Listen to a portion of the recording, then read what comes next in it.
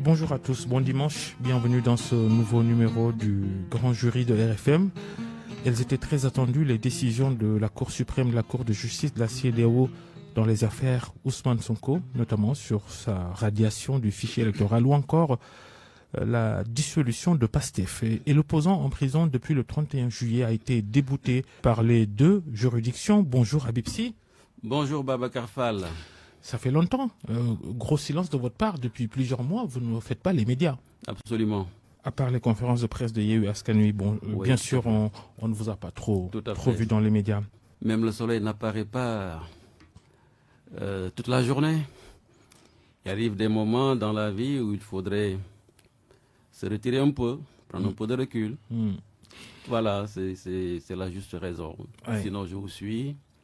Et c'est avec plaisir d'ailleurs que je vous retrouve, parce que vous êtes le premier journaliste à qui je me prête depuis. Votre émission a la réputation d'être de grande facture. Et j'ose espérer qu'aujourd'hui, nous aurons ensemble à élever le débat dans l'intérêt des Sénégalais.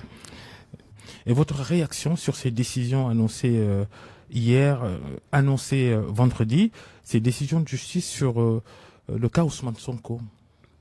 Oui, j'étais à la Cour suprême du début à la fin pour suivre le procès suite à l'ordonnance du tribunal de Ziguinchor qui avait fait injonction au service du ministère de l'Intérieur de remettre à Ousmane Sonko ses fiches de parrainage.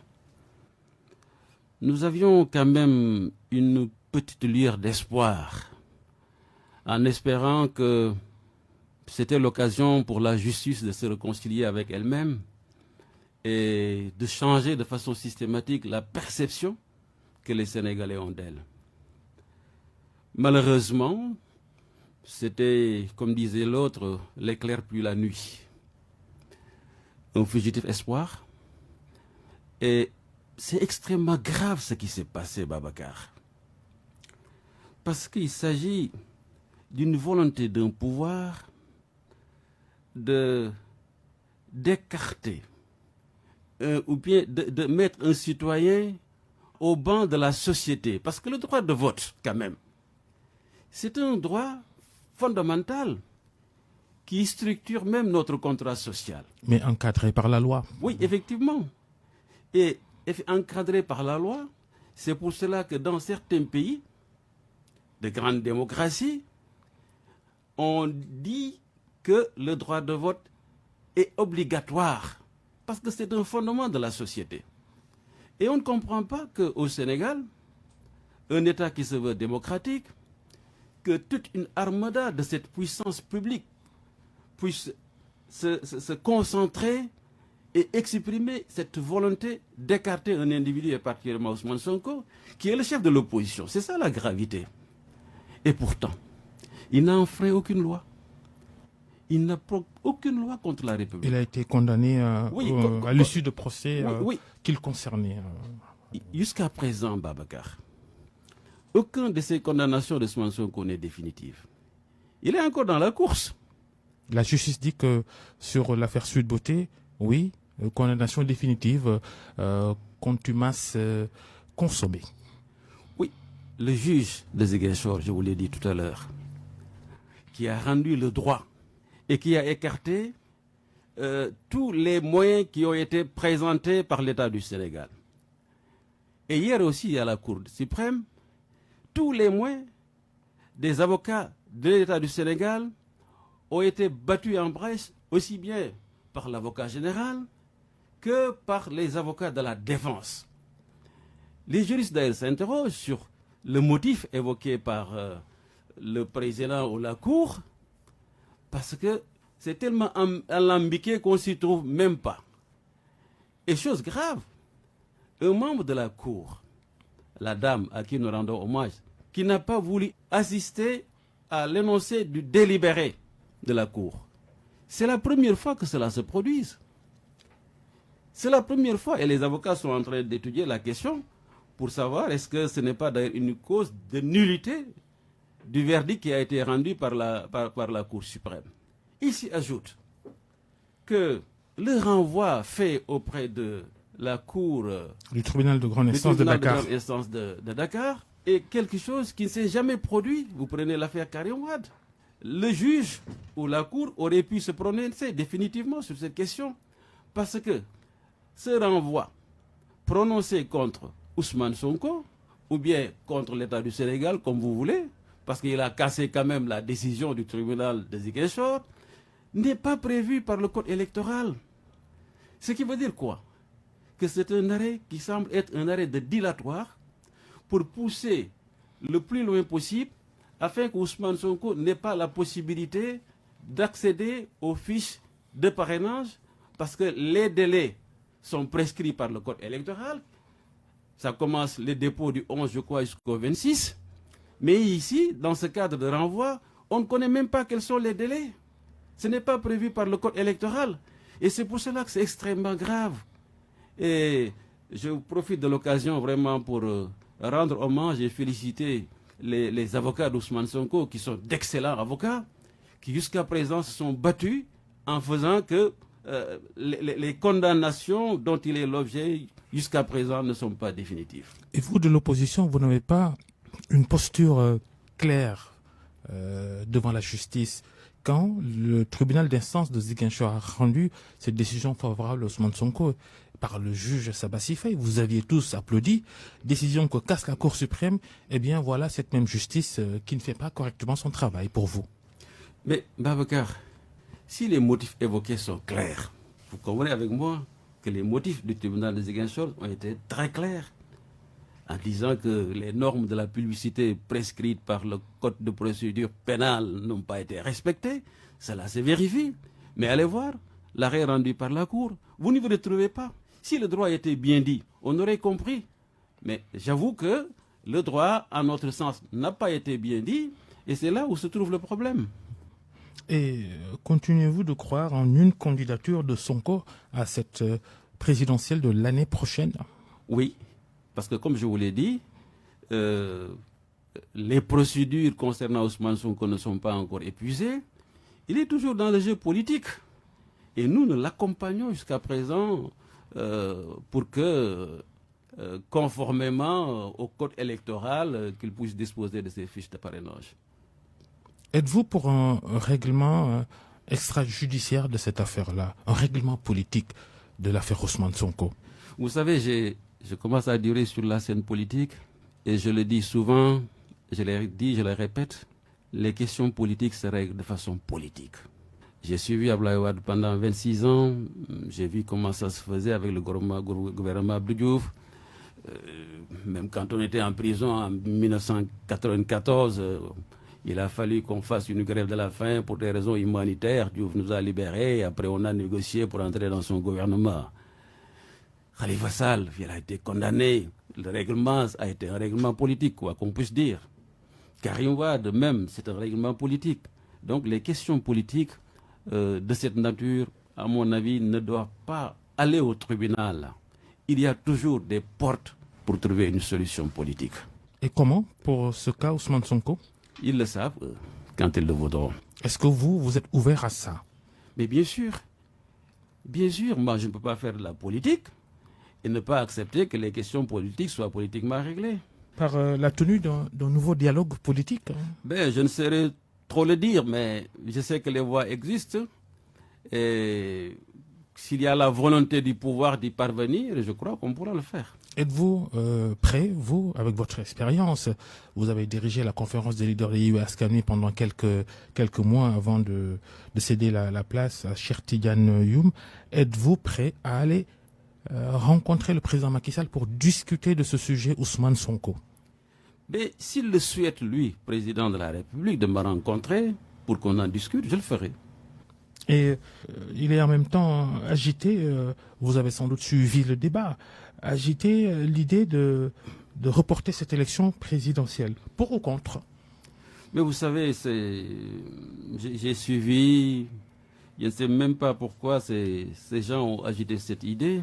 en parlant de questions d'instabilité au Sénégal, mais même dans les pays en guerre, pour régler les questions, on prend des fois la responsabilité d'ignorer une partie du territoire pour organiser des élections. Nous n'en sommes pas encore là. À mon avis, il faut que le calendrier électoral soit respecté, à moins de quelque chose d'assez extraordinaire sur lesquels on pourrait arriver à un consensus. Le règlement politique du cas Ousmane Sonko vaudrait-il un report de la présidentielle? Peut-être. Peut-être.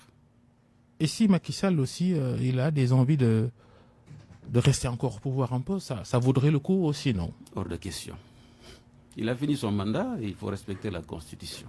Le radicalisme de part et d'autre n'arrange pas beaucoup les choses en l'état actuel de la situation. L'opposition qui continue de corser son discours. Macky Sall qui tape du poing sur la table. Dans un discours tenu à Fatick vendredi, il a averti à nouveau qu'il ne laissera pas le chaos s'installer dans le pays. Il s'adresse aux opposants que vous êtes avec un ton très, très dur. Quelle est votre réaction? Ben oui, écoutez, Macky Sall, on se connaît très bien. Est-ce que vous avez entendu l'opposition de façon irresponsable prôner le chaos dans ce pays? Nous n'avons pas intérêt à ce qu'il y ait le chaos au Sénégal. Jusqu'à présent, l'opposition que nous faisons, que l'on considère comme une opposition radicale, n'est rien d'autre que la réclamation pour le respect de droits et de libertés. Rien d'autre. S'il y a chaos, c'est lui, Macky Sall. Et vous verrez que même au niveau international, le rapport du département d'État américain, par exemple, sur les droits humains, il faut le lire, qui est très critique à l'endroit de Macky Sall et de son pouvoir au sujet de respect des droits de l'homme. Vous verrez le rapport du comité de suivi de l'Union européenne sur le processus électoral, des recommandations extraordinaires qui ne sont pas mises en œuvre jusqu'à présent. Vous verrez aussi le rapport d'audit indépendant après les élections présidentielles. Tout cela pour des personnalités indépendantes qui poussent le Sénégal à plus de démocratie. Macky Sall ne les respecte pas. L'opposition n'a même pas le droit de manifester. Nous avions déposé plus de 35 lettres d'information pour manifester nos droits. Toutes les manifestations prévues ont été interdites. On barricade le quartier général de Yewwi Askan Wi, qui est le siège de Déthié Fall, parce que c'est là où l'on tient nos points de presse. On ne donne même pas la possibilité de tenir des points de presse. Comment voulez-vous, nous, qu'on agisse? Et s'ils sont mis dans la rue, on dit qu'on veut le chaos. Et lui, personne ne lui dit rien pour le respect des droits et des libertés. C'est ça le problème du Sénégal. Les menaces, ça ne passe pas. De toute façon, quoi qu'il en soit, nous continuerons à parler, à manifester, à faire des lettres d'information pour que le pouvoir respecte nos droits et nos libertés. Et toujours votre sentiment d'injustice quand lui, Macky Sall, et son Premier ministre candidat organisent des tournées économiques, propagande politique pour certains? Ce n'est pas décent. Lui, il est en train de partir. Il a un candidat qui est son Premier ministre. Il devrait quand même avoir l'honnêteté et la décence pour le respect de la démocratie de ne pas entreprendre un certain nombre d'activités. Parce que le Premier ministre, qui ne fait pas de tournées économiques mais de tournées politiques, appuyé par le président de la République, utilise quand même les moyens de l'État, aussi bien les ressources que les moyens logistiques. Alors, et après, on nous dit, vous, opposition, vous n'avez même pas le droit de faire le tour du Sénégal pour collecter des parrainages. C'est ça la démocratie? C'est un régime de terreur qu'il veut nous instaurer, et ça, on ne l'acceptera pas.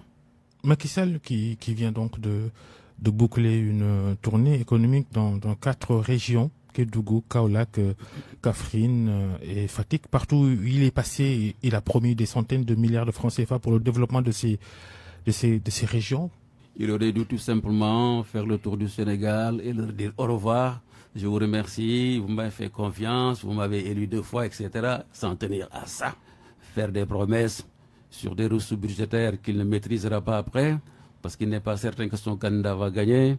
Je crois qu'aussi ce n'est pas sérieux pour un chef d'État. Pourtant, il ne cesse de se prévaloir d'un bon bilan à la tête du Sénégal, Macky Sall. Oui, vous savez, le bilan, comme je l'ai dit, si vous prenez les infrastructures, je le répète encore. Vous êtes ancien ministre des Infrastructures, justement. C'est que rien n'est sorti de sa tête. Tout ce qu'il est en train de faire, c'est nous qui avons les portefeuilles. Les autoroutes, le BRT, le TER, tout ce qu'il est en train de réaliser. Parce qu'avec le régime d'Abdoulaye Wade, nous avions tracé toutes les routes du Sénégal, toutes les routes d'Afrique, toutes les voies de chemin de fer d'Afrique, tous les ouvrages ont été tracés. Et avant qu'on quitte le pouvoir même, les partenaires au développement avaient commencé à financer les études de faisabilité. Donc ce qu'il fait, ce n'est qu'un prolongement des projets et programmes du président Wade. Il les aurait sortis de sa tête, on pourrait applaudir.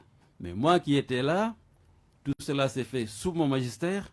Je ne peux pas dire que Macky Sall a eu un bilan positif sur ce plan. Maintenant, le bilan immatériel, comme je l'ai dit tantôt, il y a un recul démocratique systématique. Personne, aucun opposant, je le sais et je le dis tout haut, n'a été aussi brimé qu'Ousmane Sonko. Aucun. Il y avait de l'élégance dans le jeu politique. Entre Abdoulaye Wade et Senghor, entre Abdoulaye Wade et Abdou Diouf. Il lui reprochait... Entre Abdou Diouf même et entre Abdoulaye Wade et ses opposants. Il lui reprochait à Ousmane Sonko des appels à l'insurrection. Mais écoutez, je vous l'ai dit ici. Prouvez-moi une fois que c'est une situation où Ousmane Sonko a enfreint la loi. Ça n'existe pas. Il réclame toujours des droits.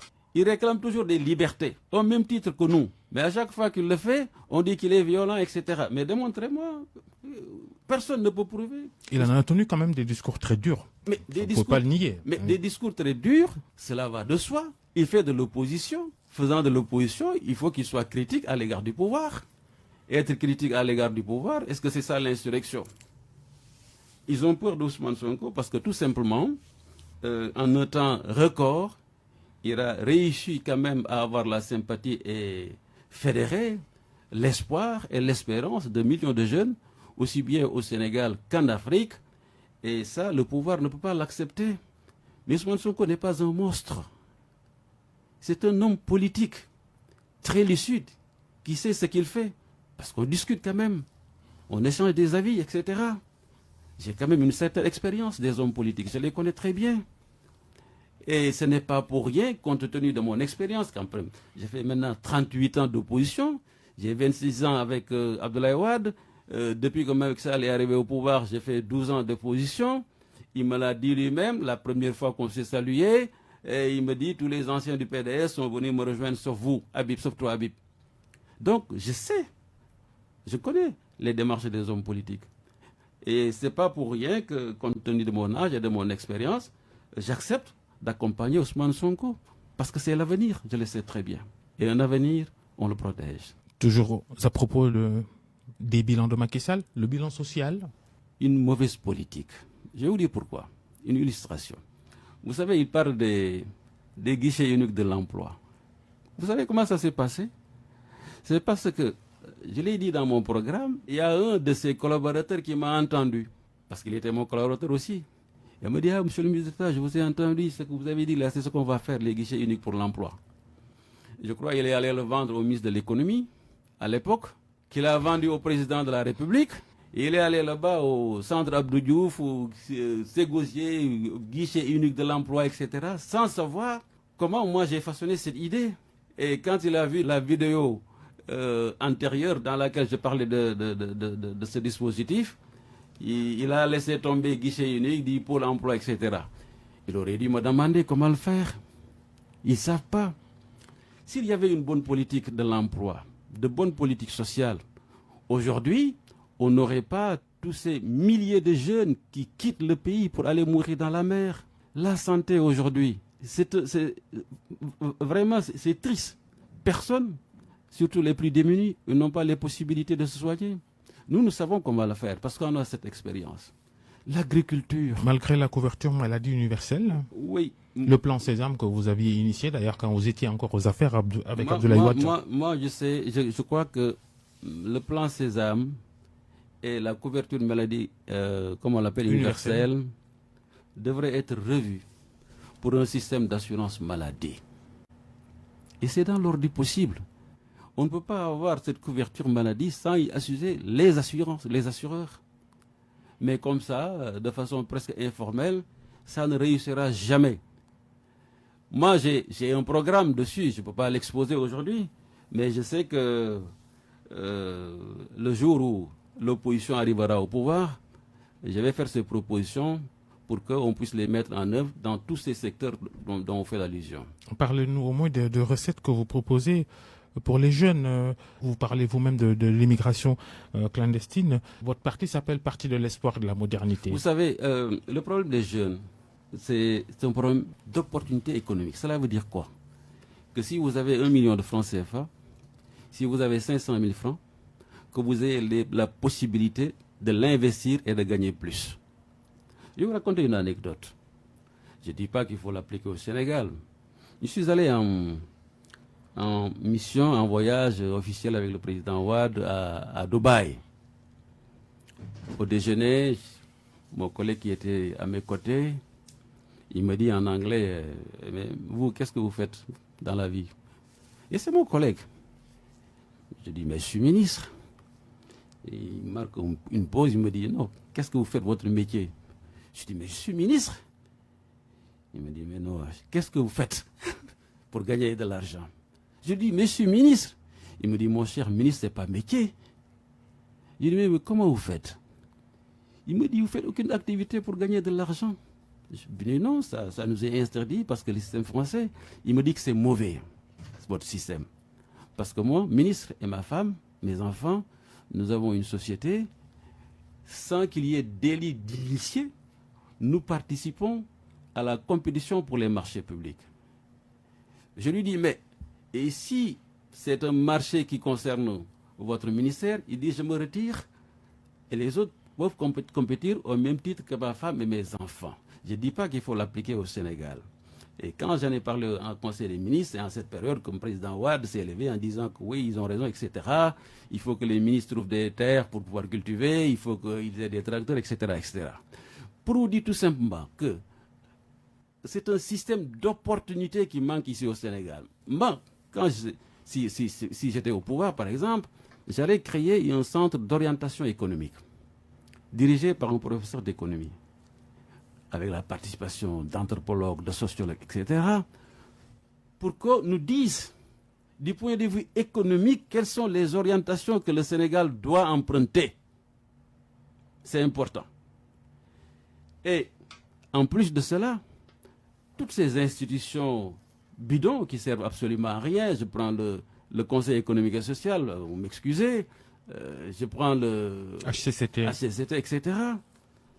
Comme il y a au niveau des jeunes une transformation sociologique même de la population sénégalaise de façon tout à fait rapide, les jeunes constituant la large majorité, il faut un conseil, à mon avis, des jeunes de la République, ou transformer le Conseil national de la jeunesse en faire un véritable outil à la disposition des jeunes, où ils vont s'exprimer de façon permanente. Les ministres vont passer exposer leur programme de façon régulière. Le président de la République, chaque année, va y passer pour faire un discours, échanger avec eux, parce qu'il faut qu'ils apprennent comment on gère un État. C'est plus concret que ce qu'on est en train de faire. Il s'y ajoute que si vous voulez que les opportunités économiques se produisent, il faut qu'il y ait de banques de développement. Je prends la BND par exemple. D'abord, au niveau de la BCEAO, dans les statuts, les textes, le terme développement n'existe pas. C'est extrêmement grave. Il faut négocier pour changer cela, pour que l'aspect développement soit pris en charge par ces banques. Ensuite, la BND qu'on a créée ici, l'État a des fonds propres, des fonds provenant des partenaires techniques et financiers, mais tous ces fonds sont logés dans des banques commerciales privées. Et on laisse en rade notre Banque nationale de développement. Ça n'a pas de sens. Il faudrait que l'État prenne la responsabilité pour que l'essentiel de ces ressources... Ces banques publiques là aussi font un peu de commercial aussi maintenant. Oui, mais... Ils ont des statuts à la limite hybrides. Oui, mais c'est des banques nationales quand même. On pourrait même revoir le taux d'intérêt. Et autre aberration, comme je disais, opportunité, vous prenez le commerçant de Sandaga, qui emploie son fils, etc., son neveu. Il veut un prêt, vous lui demandez un compte d'exploitation. Il faudrait que les ressources, l'affectation des ressources, l'accès des ressources soit adossé à nos cultures. Ça aussi, c'est un problème. Et c'est pour cela que j'ai dit il faut qu'il y ait création d'opportunités pour que les jeunes, qui constituent la majorité de la population, en plus de ces guichets dont j'ai parlé, les guichets uniques pour l'emploi, etc., l'agriculture. L'agriculture, je ne suis pas d'accord avec certains, parce que pour moi, l'agriculture n'est pas faite pour créer de l'emploi massif. Vous allez dans les pays les plus développés, qui ont de bonnes agricultures, je prends la France, vous prenez l'Inde, la Chine, etc., c'est une portion réduite de la population qui nourrit l'ensemble. Ici, nous sommes combien? 60 à 110% de la population. Ils n'arrivent pas à nourrir 18 millions d'habitants. Pour résoudre ce problème, il faut d'abord créer des lycées agricoles sur l'ensemble du territoire national. Les élèves... C'est pas loin de la mise en place d'une université à vocation agricole, comme l'UCN, l'université du Sine Saloum et la Chypre Magnas. C'est différent, vous avez votre doctorat en agriculture, qu'est-ce que vous allez faire après? Moi j'ai dit de créer des lycées agricoles, niveau BFM. Les jeunes qui n'ont pas la possibilité de poursuivre les études. Ça c'est le premier niveau. Le deuxième niveau, ce sont les fils de paysans qui ne sont pas en activité dans leur village. Vous leur apprenez les techniques agricoles, le machinisme, etc. Et après, quand ils auront fini leur formation, vous les répartissez dans l'ensemble du territoire national, vous leur donnez des terres, vous leur donnez de l'eau, etc. Dans 5 ans, je veux que vous réglez le problème de l'autosuffisance alimentaire, en y associant l'armée. Pourquoi j'ai dit l'armée? Parce que l'armée, le génie militaire, dispose de matériel adéquat pour régler le problème de l'eau. Je me rappelle à l'époque, le génie avait le matériel le plus performant pour creuser des forages. J'avais posé le problème à l'époque, je vais vous dire, le ministère des Finances avait dit, oui, mais vous savez, l'armée, quand on l'utilise, après, elle ne va pas payer les taxes. C'est une concession budgétaire de l'économie, ce qui n'est pas juste. Or... Le capitalisme à outrance... Oui, vous augmentez le budget d'investissement de l'armée, et aussi vous leur dites, je veux que dans 5 ans, que vous me réglez les problèmes d'eau au Sénégal, etc., etc. Parce que l'agriculture, ne vous trompez pas, c'est d'abord de l'argent. C'est moi qui ai proposé à Maputo que les États affectent une partie de leur budget à l'agriculture. Mais moi, je parlais en termes d'investissement. Et recommandation a été faite pour que les États investissent 10% de leur budget. 100 milliards, c'est quoi? Si le budget du Sénégal est de 7 000 milliards, il faut que les 700 milliards soient affectés à l'agriculture. 10% à l'agriculture. Et si on le fait en 5 ans, mais on règle tous les problèmes de l'agriculture, de l'autosuffisance, parce que ça, comme le disait le président Houphouët-Boigny, la première sécurité d'un pays, c'est de donner aux populations à manger. Le problème du Sénégal, peut-être, c'est le fait de constater que les propositions les plus pointues, les idées les plus brillantes existent, peut-être rangé dans le tiroir. Pourquoi l'État sénégalais il a du mal à mettre en œuvre toutes ces propositions apparemment faciles pour se mettre vraiment sur le bon chemin du développement? Je vous interpelle en tant qu'ancien membre du gouvernement. Pourquoi ça semble ne pas prendre le fait d'appliquer, de mettre en œuvre? Je vous dis, mon avantage c'est quoi? C'est que j'ai fait de l'opposition d'abord, je suis arrivé au pouvoir, j'ai exercé. J'ai fait de l'opposition, j'ai un recul, je vois les problèmes et les solutions sautent à l'œil nu pour moi. C'est ça. Je n'hésiterai pas, je tâtonnerai pas, je sais que les problèmes, pour les résoudre, je n'ai pas besoin de remuer trop les méninges. Je sais où est-ce que ça fait mal et où est-ce qu'il faut le faire. Et où est-ce qu'il faut le faire. Maintenant, le reste, c'est un problème de rapport peut-être de l'Africain ou du Sénégalais par rapport au pouvoir. Et c'est pour cela Ousmane Sonko ici a compris. Il dit qu'il faut changer le système. Et il a parfaitement raison. Le système, ce n'est rien d'autre que des pratiques. Et quand les pratiques changent... La malgouvernance, la corruption, des freins à vraiment développer ce pays. Absolument. Il n'y a pas de débat là-dessus. Absolument. Et absolument. ça, on peut... Absolument. On peut porter l'accusation sur tous les régimes qui sont passés ici. Absolument. Vous êtes d'accord? Tout le monde est responsable. Je ne peux pas dire que je ne suis pas responsable parce que c'est dans un régime. Quelles que soient les explications que je puisse donner, vous ne les accepterez pas. Vous comprenez? Mais quand même accepter que quand même j'ai fait 10 ans de gouvernement et je suis clean. C'est pour cela que je peux actuellement faire de l'opposition. Et je sais comment ça fonctionne le gouvernement quand même. Les organisations de la société civile ont fait un travail d'enquête pour évaluer auprès des populations sénégalaises le PSE, le plan Sénégal émergent de Macky Sall. Majorité des Sénégalais qui ne se retrouvent pas dans ça, qui ne sont pas satisfaits. Cela vous surprend-il? Mais non, parce que moi, depuis le début, j'ai critiqué le PSE. J'ai trouvé d'abord que c'était mal écrit, c'était découpé-collé. Il y avait tellement de contradictions, d'inexactitudes, etc. Et qui commençaient à critiquer d'abord les investissements publics en introduction, alors que le PSE est essentiellement investissement public. Il n'arrivait pas à l'époque à attirer les investissements, comment on appelle les investissements directs étrangers. Et c'était ça l'objet. Vous savez, et c'est ça le mal aujourd'hui du Sénégal. Et je le dis souvent, certaines crises de nos États sont dues au fait qu'il y a des populations qui se sentent appartenir à l'État et d'autres qui se sentent exclus. Et malheureusement, ceux qui se sentent exclus sont beaucoup plus nombreux.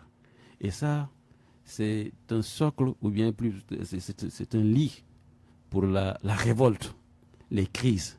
Et c'est ce qui explique ces émigrations clandestines ou régulières, parce que ces jeunes qui partent ne se retrouvent pas dans cet état, ils ne se reconnaissent pas dans cet état.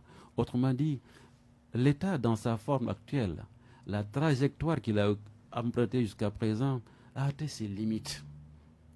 Et c'est là où vraiment Ousmane Sonko a trouvé, n'est-ce pas, le bon discours et le bon projet. Et ce qu'il a proposé aux jeunes, c'est pour cela qu'il s'y accroche. Et il a parfaitement raison. Habib Sy, vous avez été ministre d'État, ministre de la fonction publique et de l'emploi, justement, on en parlait tout à l'heure, du travail et des organisations professionnelles avant d'occuper le poste de ministre d'État, ministre des infrastructures, des transports terrestres et des transports aériens. Vous n'étiez pas loin de ce qu'on a reproché à Karim Wade, la ministre du ciel et de la terre, quand même, avec ce gros ministère. Ça, c'est du Wade. Je vous assure qu'il m'avait donné plus que Karim. Moi-même, je me retrouve, il m'avait donné beaucoup de... Parce que quand il vous fait confiance et que vous réussissez les missions qu'il vous confie, lui, il en rajoute.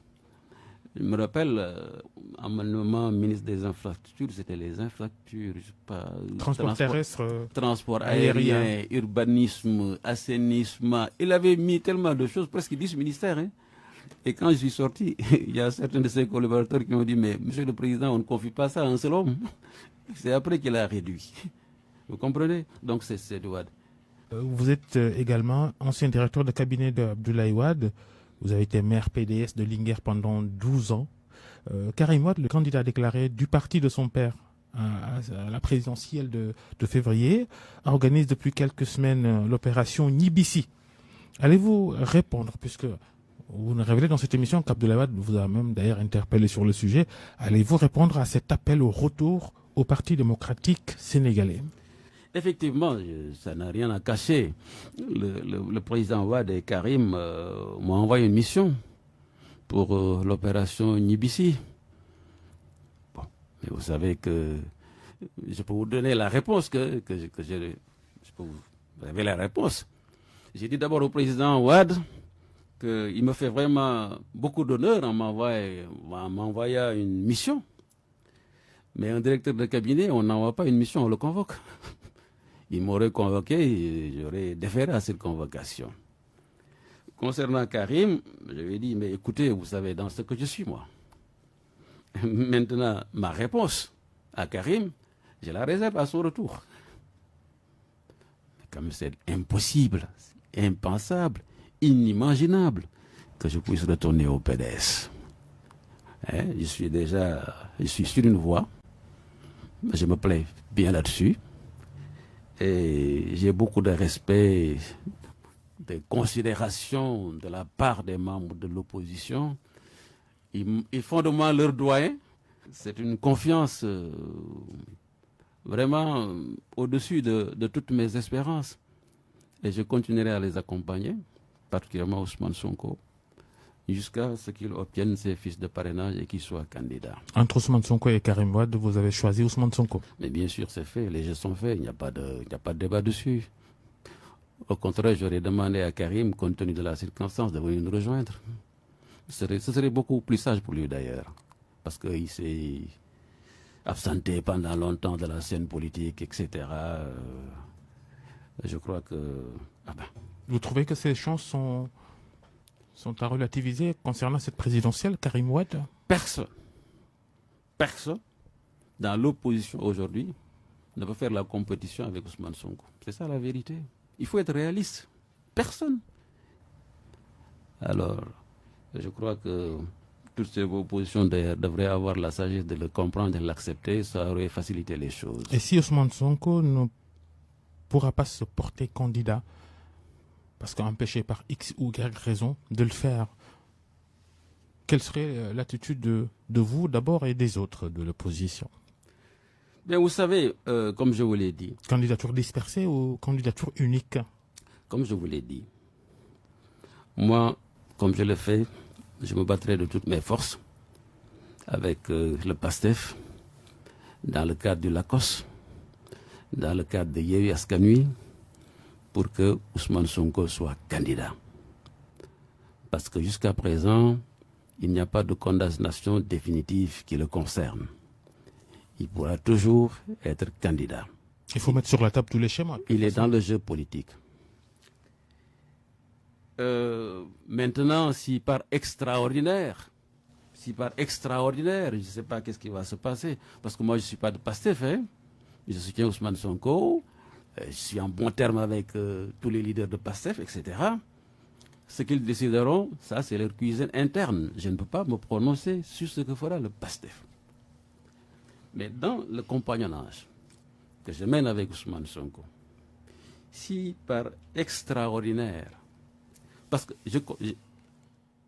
je vais être très clair, je l'accompagne et le jour où Ousmane Sonko aura ses fiches de parrainage, je retire ma candidature. Ma candidature est liée à celle de Ousmane Sonko. Quand il aura sa candidature, je me retire, je le soutiens, inévitablement. Mais si par extraordinaire, comme vous le dites, il pourrait arriver des éléments qui pourraient un peu assombrir notre volonté,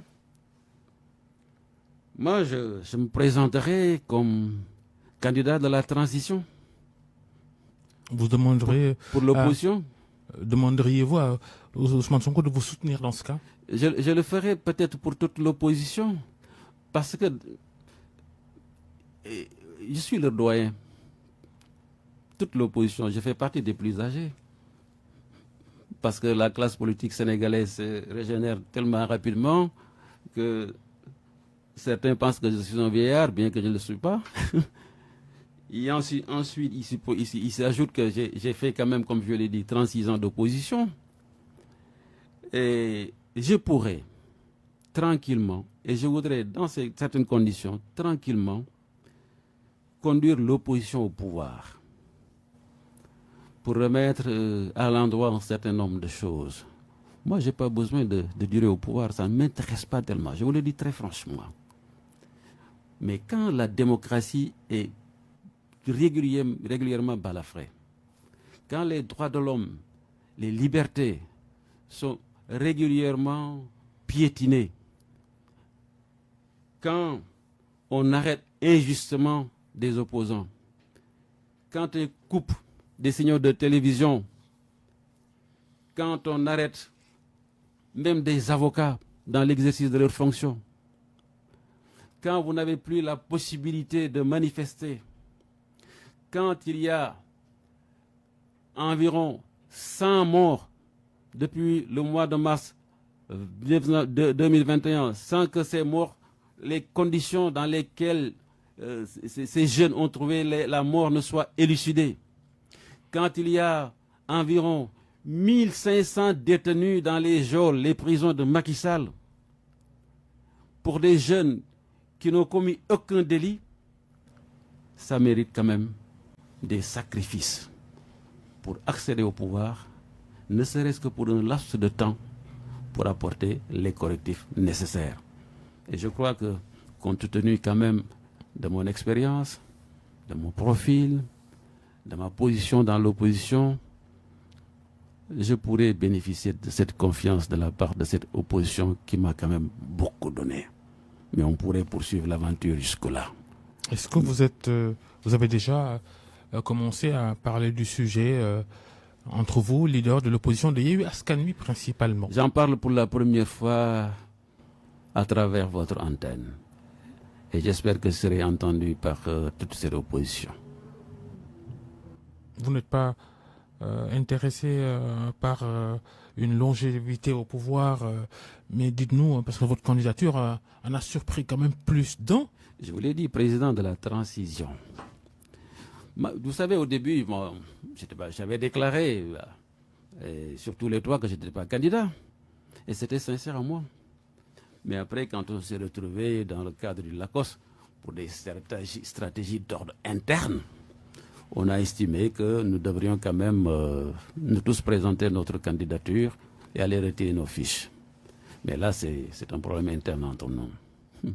Votre appel à l'opposition, Khalifa Sall en fait-il partie? On vous accuse d'ailleurs de l'avoir évincé de Yewwi Askan Wi lorsque vous étiez président de la conférence des leaders de cette association de partis d'opposition. Bon, je crois que Khalifa, on se comprend très bien. C'est un ami de longue date. Et je dois dire même, pour la vérité, quand il quittait la présidence de Yewwi Askan Wi, c'est lui qui m'avait proposé à la présidence de Yewwi Askan Wi. Et à l'unanimité, ça a été accepté. Mais il est arrivé des moments où on ne s'entend pas en politique. Ce qui n'entame en rien notre amitié personnelle. Vous comprenez? Yewwi Askan Wi, c'est un esprit. Et il y a un esprit de solidarité à Yewwi Askan Wi. Et une opposition franche et sincère. Je vais vous faire une révélation. Quand Barthélémy Diaz a organisé sa cérémonie là, au Grand Théâtre, et que j'y suis allé pour représenter Yewwi Askan Wi en compagnie de Khalifa. Vous avez croisé Macky Sall? Macky Sall, et puis il a demandé à nous rencontrer, je suis allé le saluer. Ça n'a même pas fait 3 minutes. Mais quand je suis revenu, c'était le tollé à Yewwi Askan Wi.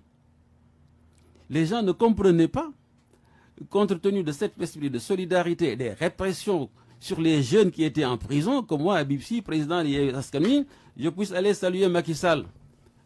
Ma réponse à l'époque, c'était que, comme Barthélémy Diaz est de Yewwi Askan Wi, même s'il organisait à la présidence de la République, on devrait y aller. Ça fait beaucoup de bruit. Et je vous le dis aujourd'hui, j'ai présenté ma démission à la présidence de Yewwi Askan Wi. Ce jour-là? Oui, ce jour-là, j'ai présenté ma démission.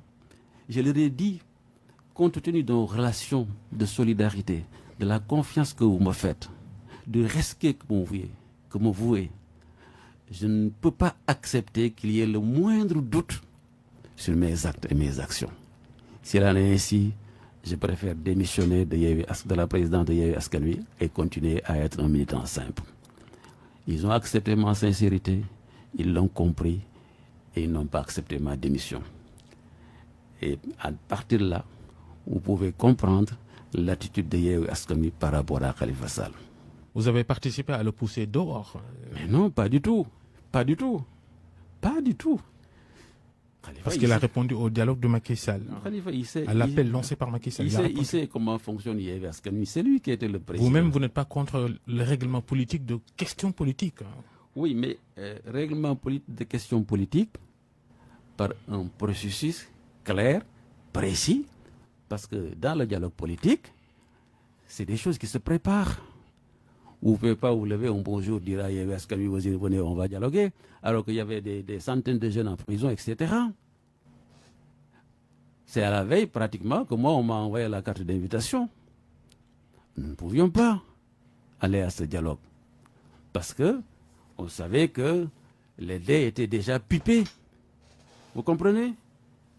Et pour cette raison, nous avons à cette grande majorité, pour ne pas dire l'unanimité, décidé de ne pas y aller. Et nous en avons discuté. Moi, personnellement, pendant beaucoup de séances avec Khalifa, il a compris. Il a compris ce qui s'est passé. Il comprend les procédures et l'esprit de Yewwi Askan Wi. Et concernant les opérations de collecte de parrainage, est-ce que vous, d'ailleurs, numéro 23, est-ce que ça se passe bien pour vous?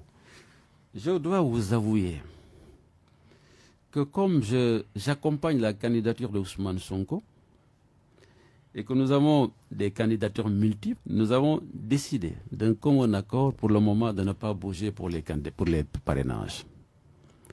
Je suis cette logique, je suis cette discipline.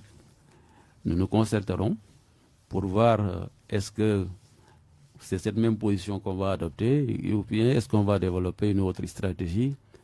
Mais je ne fais rien de façon isolée et individuelle. Je le fais toujours en concertation avec le LACOS et de façon générale avec Yewwi Askan Wi. Président de la République, c'est une ambition nationale, mais ce serait encore davantage mieux avec une base locale reconnue. Vous êtes de Linguère.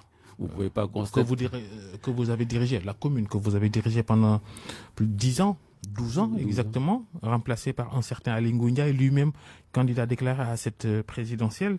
Ça va être serré à Linguère un peu, non? Mais si le Jolof a produit 2 fils valeureux qui peuvent prétendre à la magistrature suprême, on ne peut faire qu'applaudir. Que pensez-vous, lui, de sa décision de ne pas suivre le candidat désigné de Benno Bokk Yakaar et de se porter candidat à Aly Ngouille Ndiaye? Ça le concerne, ce n'est pas mon problème. C'est une usine interne de Benno Bokk Yakaar, je ne veux pas me prononcer. Linguère et son développement, puisque Macky Sall, c'est la tendance, développer les terroirs.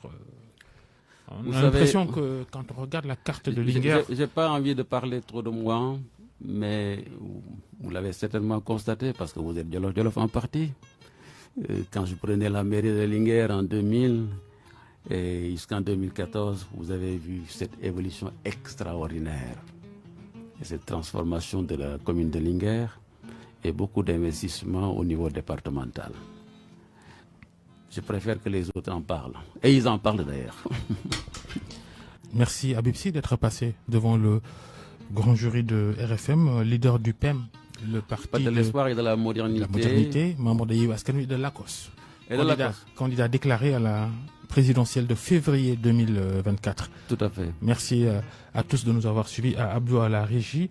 Restez avec nous, les programmes continuent et bonne fin de week-end à tous. Merci. Taken